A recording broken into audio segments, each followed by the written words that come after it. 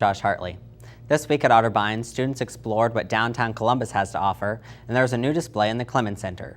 But first, we take a moment to remember the 12th anniversary of the September 11th attacks. The city of Westerville had a ceremony of remembrance. Grace Lenahan has the story. Most of us are old enough to remember that fateful day in September of 2001. It was a day that will go down in American history forever, and a day when many innocent lives were lost. 12 years after the attacks on September 11th, the world is still remembering.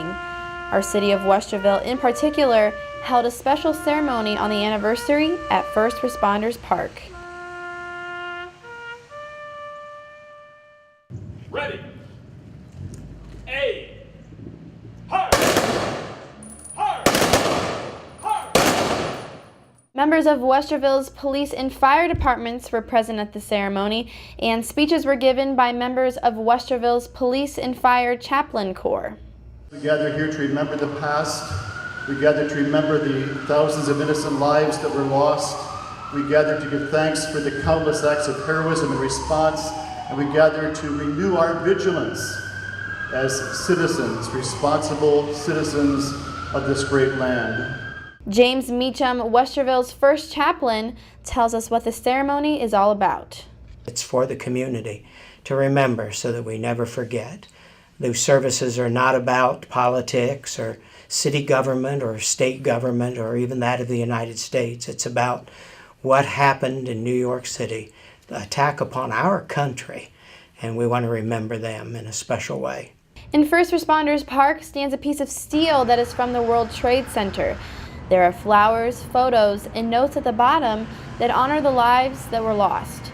There is also a statue that represents the fire and police men and women that lost their lives on that day as well. That steel is a piece of steel from the actual buildings that came down, and we're honored to have that here.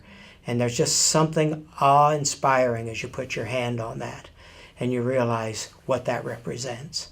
And as we continue to say year after year after year, may we never forget. For This Week at Otterbein, I'm Grace Lenahan. This week, one of Otterbein's BFA musical theater students is being presented with a very special honor in Washington, D.C. John Bazika has the story. All to myself alone. Sophomore BFA musical theater student Kayla Walsh is quite talented, and this week her talents and father's military background have earned her a special trip to the nation's capital. I'm receiving an award from the No Greater Sacrifice organization, which dedicates all their scholarships to children of anyone in the military who have been seriously injured or have been killed in action. And so tomorrow when I go to DC, I'm going to be going to the awards reception. It's called the Freedom Awards Reception in Washington, D.C., and I'm going to be speaking in front of members of Congress. Walsh's father and ex-Marine Ed Walsh has quite a heroic story from Iraq. Kayla speaks of his endeavors.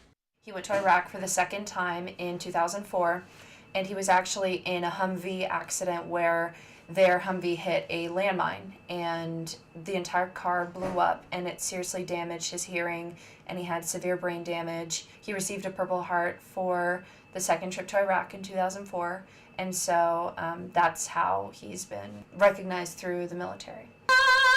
I could have done so much. And for Kayla, being honored and having a full ride allowing her to come to Otterbein is what truly hits home. My family has always struggled financially, and the fact that I'm able to go to this expensive school and do what I love is a huge honor. For This Week at Otterbein, John Bazika with the story. And now, Paige joins us with arts and entertainment. Last weekend, many students went downtown to the North Shore to enjoy the monthly gallery hop. Grace Lenahan tells us more. Saturday night, people flooded High Street for the Short North Art District's monthly gallery hop. Every first Saturday of the month, all the galleries at the Short North open their doors for people to come in and check out the art. The art ranges from local artists to national ones as well, and you never know what you're going to find. Yeah, it was really fun. I'd never been before. It was my first time. I just went with friends, kind of last minute, spur of the moment, but I had a lot of fun. Some people also participated in creating their own art. There was also live music on every turn from every genre. Not to mention, every interesting boutique and restaurant was also open to the public. There were musical artists and there were dancers. We saw some really cool dancers and just some good bands playing like original music, so that was really fun. Many people enjoyed a wonderful atmosphere and a great evening downtown for the Short North Gallery Hop. I loved it. It was just like a really fun Saturday night activity. It's totally different from like being on campus, and just like explore Columbus a little bit and get out and see what the city has to offer. Laser tag at Memorial Stadium is back. After a successful Bash at the Vine event last year featuring a blow-up laser tag course, Sphinx and Cardinal After Dark program are bringing back the event this weekend. This Saturday, starting at 8 p.m., students can head to Memorial Stadium, where there will be music, cornhole, volleyball, and of course, laser tag. The event is free to all Otterbein students. Now, Josh Overholser joins us with this week's look at sports. Well, that's right. After an 8-2 season for Tim Dallop's men last year, expectations ran high for the 2013 Otterbein football season. Starting things off with a tough national-ranked St. John Fisher team, and it didn't go well for the Cardinals from Westerville. Otterbein TV's Harrison Ralph and David Kinder break down the loss after the game.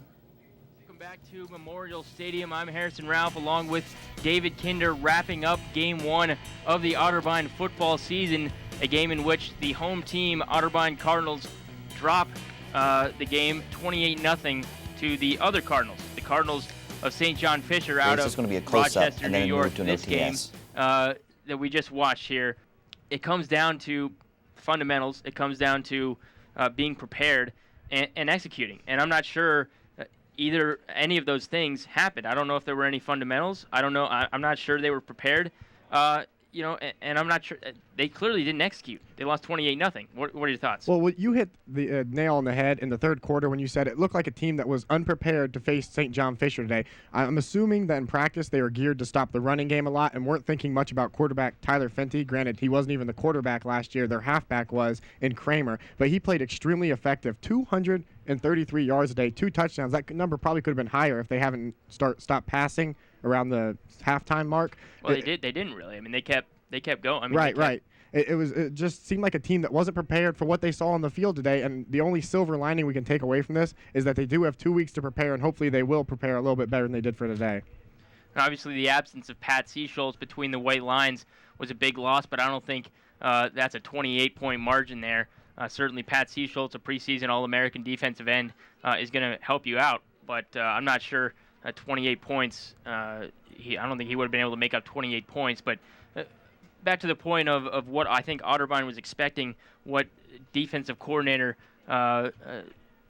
Coach Alan Moore was thinking coming into this game. Their strategy was, let's just stop the run. Right. They can't throw the football. Let's stop the run and make Fenty put the ball in the air, and we'll take our chances that way. Well, they took their chances that way.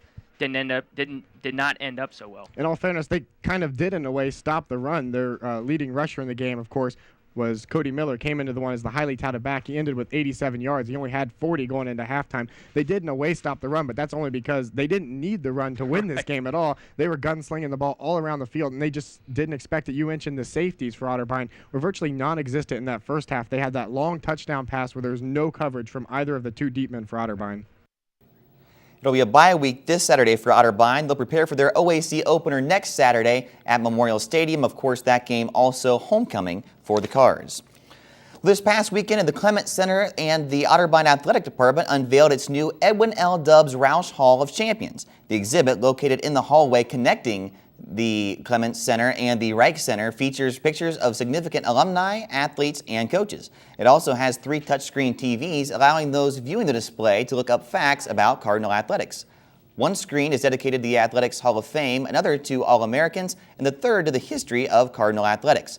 Athletic Director Don Stewart described the Roush Hall of Champions as an interactive display that highlights the individuals who have contributed to Otterbein's tradition of athletic success. The Otterbein volleyball team continued its winning ways this past weekend, picking up 4 wins at the Washington Lee tournament in Lexington, Virginia. One of those wins, a 4-set victory over the 5th-ranked team in the nation in Christopher Newport. Annie Junger posted double-digit kills in each of the 4 matchups in the tourney and earned OAC Player of the Week honors for her efforts. Monica McDonald's ladies now stand 8-0 on the season and hold the 8th spot in the national rankings. They'll put their unbeaten record on the line this Friday and Saturday, traveling to Springfield for the Wittenberg Fall Classic. And after opening up the season with 3 straight wins, the Otterbein men's soccer team picked up its first loss on Tuesday. The 6th-ranked Battling Bishops of Ohio Wesleyan blanked the Cards 2-0. The men will try to get back on track traveling to Denison this Saturday with a match time set for 4 p.m. Well, thanks, Josh. On behalf of our entire crew, I'm Josh Hartley, reminding you to make every day at Otterbein just a little bit better than the last. We will see you next week.